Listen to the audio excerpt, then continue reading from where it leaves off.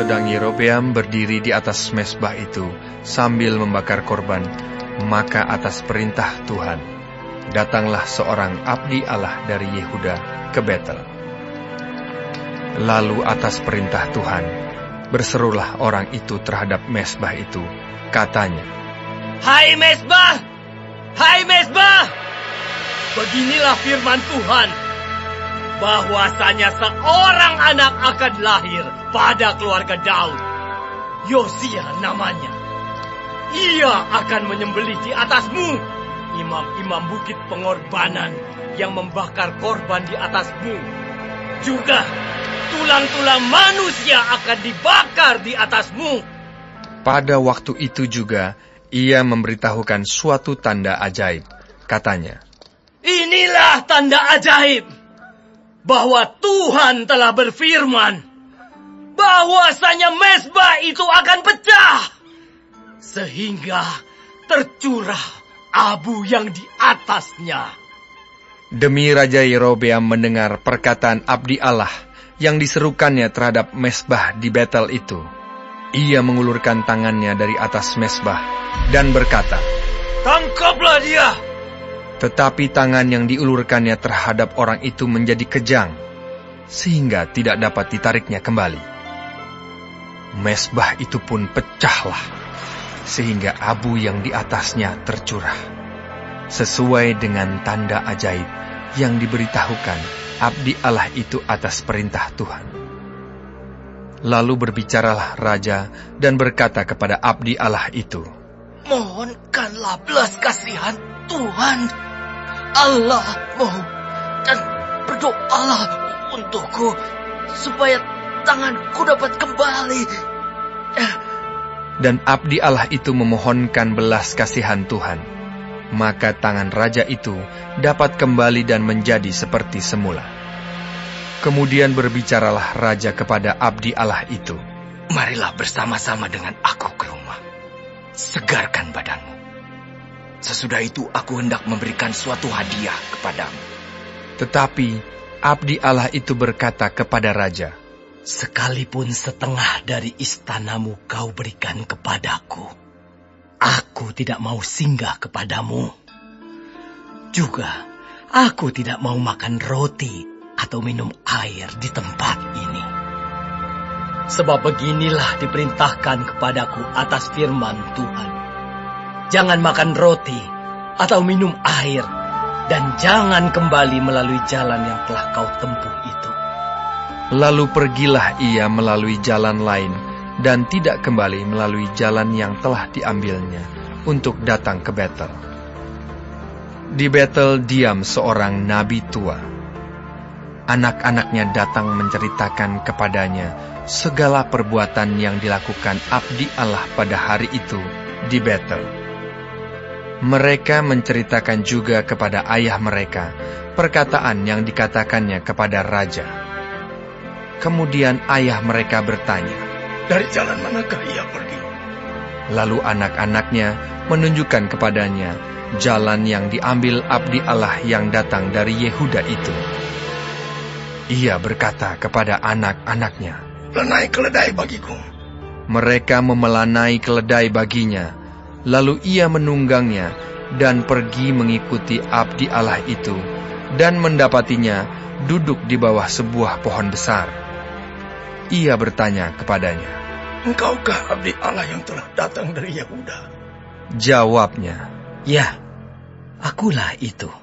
Katanya kepadanya, Marilah bersama-sama aku ke rumah untuk makan roti. Tetapi jawabnya, Aku tidak dapat kembali bersama-sama engkau dan singgah kepadamu. Aku tidak dapat makan roti atau minum air bersama-sama engkau di tempat ini. Sebab telah diperintahkan kepadaku atas firman Tuhan, jangan makan roti atau minum air di sana. Jangan berjalan pulang melalui jalan yang telah kau ambil itu. Lalu jawabnya kepadanya, Aku pun seorang nabi juga seperti engkau. Dan atas perintah Tuhan, seorang malaikat telah berkata kepadaku, bahwa dia pulang bersama-sama engkau ke rumahmu, supaya ia makan roti dan minum air. Tetapi ia berbohong kepadanya. Kemudian orang itu kembali bersama-sama dia, lalu makan roti dan minum air di rumahnya. Sedang mereka duduk menghadapi meja, datanglah firman Tuhan kepada nabi yang telah membawa dia pulang. Ia berseru kepada abdi Allah yang telah datang dari Yehuda. Beginilah firman Tuhan. Karena engkau telah memberontak terhadap titah Tuhan, dan tidak berpegang pada segala perintah yang diperintahkan kepadamu oleh Tuhan Allahmu, tetapi kembali dan makan roti dan minum air di tempat ini, walaupun ia telah berfirman kepadamu, jangan makan roti atau minum air, maka mayatmu tidak akan masuk ke dalam kubur nenek moyangmu. Setelah orang itu makan roti dan minum air, dipelanailah keledai baginya. Orang itu pergi, tetapi di tengah jalan, ia diserang seekor singa dan mati diterkam. Mayatnya tercampak di jalan, dan keledai itu berdiri di sampingnya. Singa itu pun berdiri di samping mayat itu. Orang-orang yang lewat melihat mayat itu tercampak di jalan, dan singa berdiri di sampingnya. Dan mereka menceritakannya di kota tempat kediaman nabi tua itu. Ketika hal itu kedengaran kepada nabi yang telah memujuk dia berbalik kembali, ia berkata, Dialah abdi Allah yang telah memberontak terhadap titah Tuhan. Tuhan menyerahkan dia kepada singa yang mencabik dan membunuhnya sesuai dengan firman Tuhan yang diucapkannya kepadanya. Lalu berbicaralah ia kepada anak-anaknya, Pelenailah keledai bagiku. dan mereka memelanainya. Kemudian ia pergi dan menemukan mayat orang itu tercampak di jalan, sedang keledai dan singa berdiri di sampingnya. Singa itu tidak memakan mayat itu dan tidak mencabik keledai itu. Nabi tua itu mengangkat mayat abdi Allah itu, menaruhnya ke atas keledai, dan membawanya kembali ke kotanya sendiri untuk diratapi dan dikuburkan. Mayat orang itu dikuburkannya di dalam kuburnya sendiri, maka diratapilah dia. Wahai saudaraku, Setelah ia menguburkannya, ia berkata kepada anak-anaknya, kalau aku mati, kuburkanlah aku dalam kubur ini bersama dengan abdi Allah itu, dan taruhlah tulang-tulangku di sisi tulang-tulangnya. Sebab perkataan yang atas perintah Tuhan telah disuruhkannya terhadap mezbah yang di Betel itu, dan terhadap segala kuil di bukit-bukit pengorbanan yang di kota-kota Samaria, akan betul-betul terjadi. Sesudah peristiwa ini pun, Yerobeam tidak berbalik dari kelakuannya yang jahat itu, tetapi mengangkat pula imam-imam dari kalangan rakyat untuk bukit-bukit pengorbanan.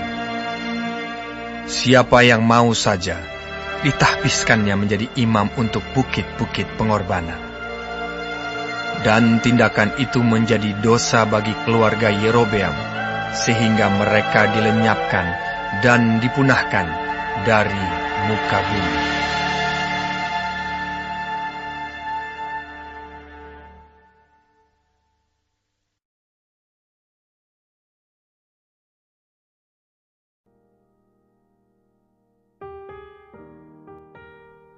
Shalom saudara-saudaraku yang kekasih di dalam Tuhan Yesus Kristus. Puji Tuhan kalau kita masih diberi kesempatan hidup hari ini dan masih boleh mempelajari firman Tuhan, panduan kehidupan dari kitab 1 Raja-Raja pasal 13. Tuhan Yesus memberkati. Saudaraku, kerajaan Israel terpecah menjadi dua. Ini adalah amanat yang Tuhan sampaikan akibat dosa Salomo. Suku-suku di sebelah utara memisahkan diri dan mendirikan kerajaan sendiri, dipimpin oleh Yerobeam. Tetapi Yerobeam tidak hormat, taat, dan setia kepada Tuhan. Padahal dia diangkat Tuhan dengan cara yang ajaib. Dengan pesan untuk hidup hormat, taat, dan setia kepada Tuhan. Dia membangun mezbah di Betel dan di kota Dan. Dia juga membangun kuil-kuil penyembahan kepada dewa-dewi. Yerobeam menciptakan agama baru, mengangkat imam-imam yang siapa saja yang mau. Hal ini dilakukan Yerobeam agar rakyatnya tidak datang beribadah ke bait suci di Yerusalem. Yerobeam bukan keturunan Raja Daud, jadi dia berusaha untuk memperkokoh kekuasaannya dengan menciptakan agama baru. Ia berusaha memutus tradisi sejarah Israel untuk datang setia beribadah ke Yerusalem di bait sucinya Tuhan. Hal ini dilakukan supaya kedudukannya langgeng. Akibatnya, rakyat jatuh ke dalam dosa karena penyembahan berhala, terpisah jauh dari anugerah Tuhan. Tuhan mengutus seorang nabi dari Yehuda datang ke Betel saat Yerobeam memimpin upacara korban di mezbah. Upacara yang salah tentunya di mata Tuhan.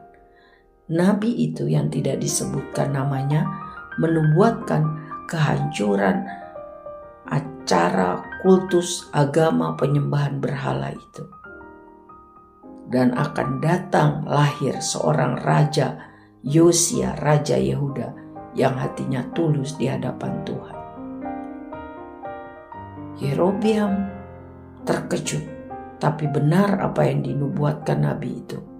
Mezbah itu hancur. Yerobeam marah dan menyuruh pasukannya menangkap Nabi itu. Tetapi tiba-tiba dengan keajaiban Tuhan, tangan Yerobeam menjadi kaku. Yerobeam memohon ampun dan supaya Nabi itu berdoa kepada Tuhan agar dia sembuh. Nabi itu berdoa dan terjadi anugerah mujizat Tuhan. Yerobeam sembuh. Yerobeam mengundang Nabi itu ke istana dan menawarkan hadiah-hadiah yang banyak. Yerobeam berharap dapat membujuk Nabi itu supaya menggagalkan rencana Tuhan. Tetapi Nabi itu menolak. Sebab Tuhan sudah memerintahkan kepadanya untuk tidak makan roti apapun dan minum air dari sumber manapun di Betel, dan harus kembali ke tempatnya melalui jalan yang berbeda. Seorang nabi tua yang tinggal di Betel mendengar kisah itu.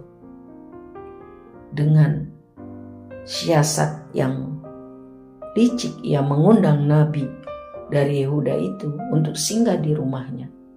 Ia berbohong, mengatakan bahwa dia dapat pesan dari Tuhan supaya nabi muda itu mau menerima undangannya. Nabi muda itu akhirnya menerima undangan nabi tua itu, makan dan minum di rumahnya lalu pulang dan tewas sebab ia telah melanggar perintah Tuhan untuk tidak makan roti atau minum air apapun dari sumber manapun di Betel dan kembali pulang ke rumahnya melalui jalan yang berbeda dengan waktu dia pergi. Dia tewas karena melanggar titah Tuhan. Lalu nabi tua itu menyadari bahwa nubuatan yang disampaikan nabi muda dari Yehuda itu benar. Dia menyesal. Nabi itu datang menyampaikan pesan Tuhan supaya Yerobeam dan orang-orang yang mendengarnya bertobat. Kita tidak bisa mengubah hati Tuhan dengan menyuap atau mengambil hati pembawa pesan Tuhan. Kalau kita mau mengambil hati Tuhan, kita harus bertobat. sementara kesempatan masih ada.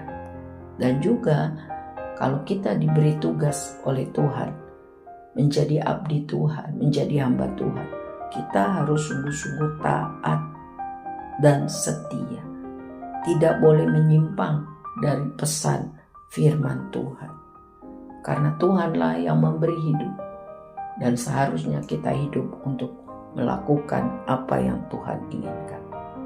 Saudara yang kekasih, pelajaran yang kita dapat dari pasal ini adalah bertobat secepat mungkin selama kesempatan masih ada.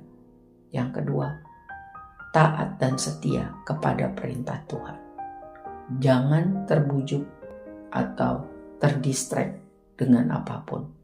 Tetap taat setia pada perintah Tuhan sampai akhir. Hidup ini dari Tuhan dan seharusnya bagi kemuliaan nama Tuhan. Amin. Tuhan Yesus menolong kita semua menjadi pelaku firman.